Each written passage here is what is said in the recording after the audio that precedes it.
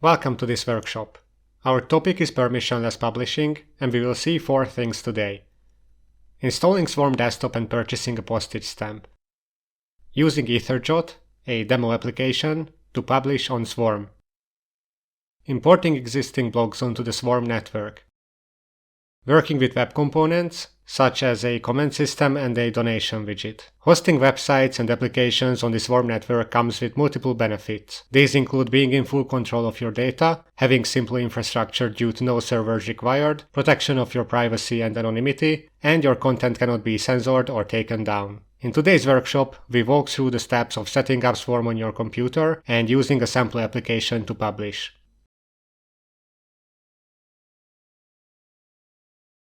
To install Swarm, head over to the desktop.ethswarm.org website and download this desktop application. After that, simply run it and it will download the B binary for you.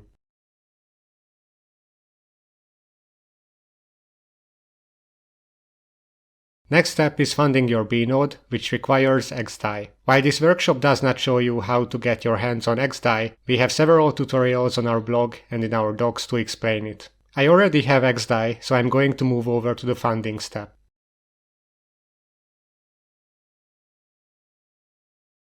In the swap step, Swarm Desktop automatically exchanges some of your XDAI to XBZZ. It uses a decentralized exchange for this step. Once that's done, we wait for a short while to synchronize with mainnet, and then we are good to go. Last step is creating a postage stamp, which is a Swarm concept, but it can be easily understood as upload allowance. In the Swarm network, uploads are paid, which gives you a guarantee that there will be node operators who sustain the network through the motivation of micropayments.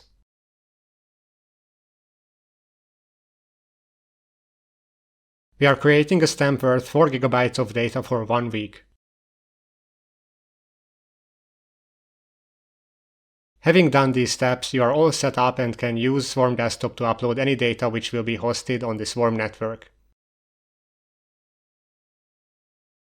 Now, moving on to Etherjot, a demo application that can be accessed from Swarm Desktop's system tray.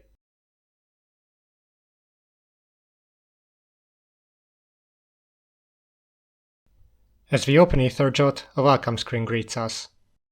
Etherjot needs a local B node, which we have thanks to Swarm Desktop. It also needs a postage stamp to cover our uploads. We have purchased it just a moment ago, so we are good.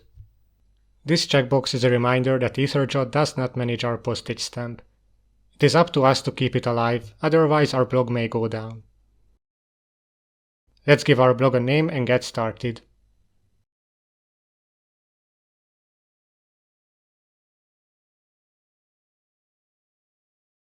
We have arrived to the main page of Etherjot. We will spend most of the time here. There are 4 areas of interest: the top bar, the sidebar, the option bar, and the editor. In the top bar, we see the address of our blog, which is a Swarm feed. In the sidebar, we have our posts, none right now. In the option bar, we can set properties of our new article, and lastly, the editor is where we can write or mark down on the left and see the preview on the right. Before we do anything, let's click Open in the top bar. This is our blog, already on Swarm. It is an empty state, of course, so we should add some content to it. I am going to speed up the footage of me blogging.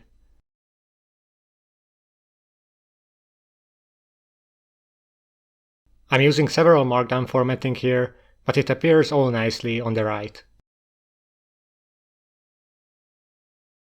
Every article needs a title, which should be unique, and a category. The date is also a required field, but it is preset for us. As I click Publish, the page refreshes, and my new article appears in the sidebar. Clicking on its title navigates me to the live blog. And here is what the build page looks like.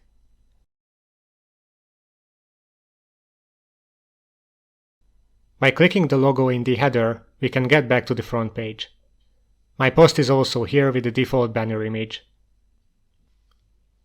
To spice things up, let's bring in our own assets. You may have noticed the Asset Browser button in the sidebar. Clicking it brings up a new modal. This serves as our gallery. I'm clicking Add New and upload an image from my disk.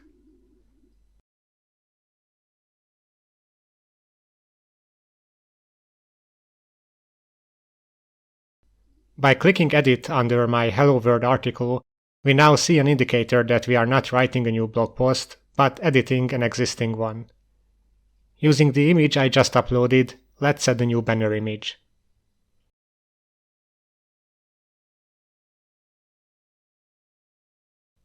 And now that we check on the blog again, we see that indeed that banner image has been updated. Important to note that this image is also on the Swarm network and cannot be taken down, just like our blog. Let's move on and check what the settings page looks like. Here we have lots of customization options split into different sections such as header, footer, social, and even extensions. As a next step, I want to change the default logo to one of my own, and for that I'm just going to repeat the steps with the Asset Browser.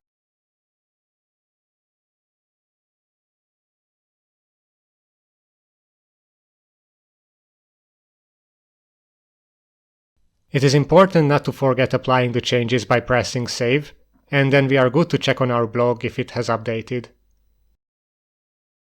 By the way, to get back to the main page, just press the plus button in the sidebar.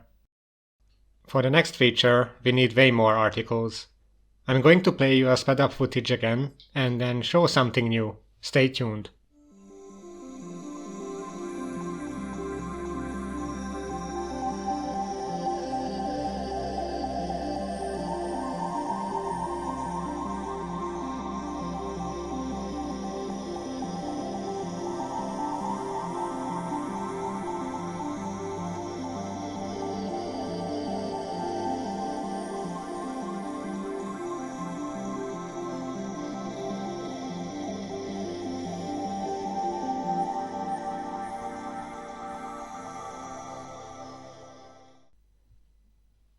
I have written 2 new articles and added 4 which I called fillers. You will see why in a moment. So, I promised a new feature. Let's click Edit in our shiny Hello World article and check this property called Type. Type can be regular, primary, or secondary. Let's go with primary and see what it does. It made our Hello World article stand out. Its design looks a bit different, and this is the flagship post of our blog now. The rest of the articles remain unchanged. With the 2 other proper articles, try the secondary type.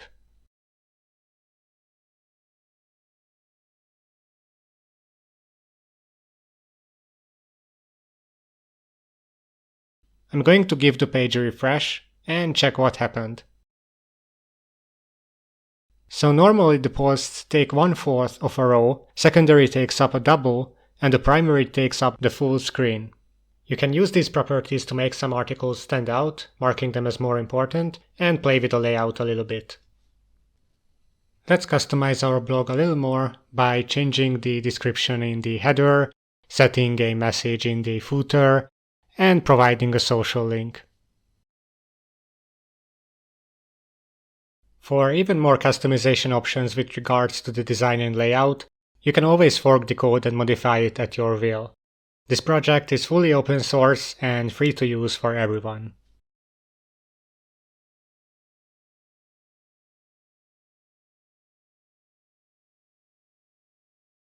Etherjot also gives you an option to import your existing blogs. The currently supported blog engines are Hugo and Jekyll. If you already have a blog and wanted to create a backup on Swarm, or even switch over to Swarm and continue writing here, I will show you how you can do it. Importing your blog comes with one caveat. It is only available in the CLI due to browser restrictions. Since Hugo uses Golang and Jekyll uses Ruby, you are probably familiar with working from the CLI anyway. For this, you need to have Node.js installed. First, install Etherjot with npm install --global etherjot. Step into the root of your blog and run etherjot import. We see lots of logs being written as the import happens. Once it's done, you receive two outputs. One is the address of your blog on Swarm, which I can click and verify that my blog has been properly imported.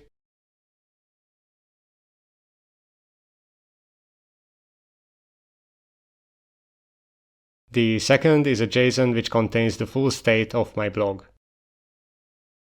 I'm going to copy this string, open Etherjot Web, click Settings, and then Import.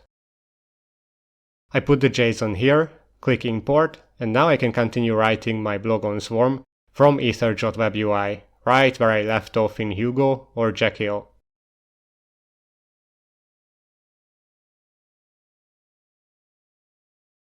We still have two web components to try out. Both are available in Etherjot and can be enabled from the settings page, but it is very important to know that these components can be used without Etherjot on any arbitrary pages, and they will work out of the box.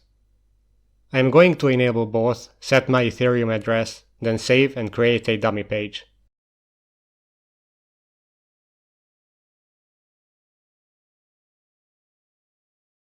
As we visit the page, we notice some new features.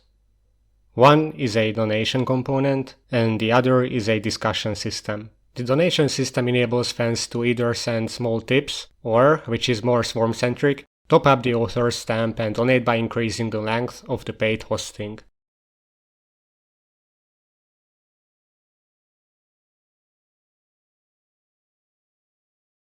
Now onto the comments or discussion system. I probably don't have to explain what comments are, but it may be interesting to learn how they work. They have no backend and fully decentralized, and this is all done by using nothing more than Swarm feeds. Swarm feeds are really great, enabling dynamic content which is unstoppable and requires no servers. There is a built-in feature to reply to comments with unlimited depth. You could even consider it a super basic version of Reddit. Isn't even up to implementing the real thing. Since comments may be subject to spam, the author can cherry-pick meaningful comments which are shown by default. What's great is that the comments cannot be tampered with, only moved over to a trusted tab, and readers can always switch back to the old tab to see every single comment in their original form. For the last part, I'm going to open my sample website. It's not much, just some placeholder texts and images. This is what it looks like currently.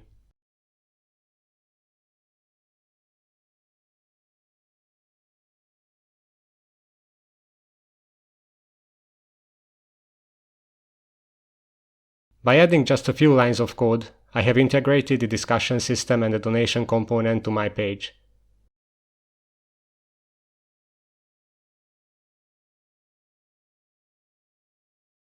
You can replicate this anytime with the same code, and you will have these features enabled, powered by the Swarm network. I hope you like this workshop and I managed to show the possibilities of the Swarm network and the demo applications and components. I invite everyone to use these tools and to further develop them on the Swarm network. The building blocks are already there, such as feeds, which we used a lot under the hood today. All these projects are open source. Feel free to check them out and learn more about the Swarm network. Thank you for your attention and interest.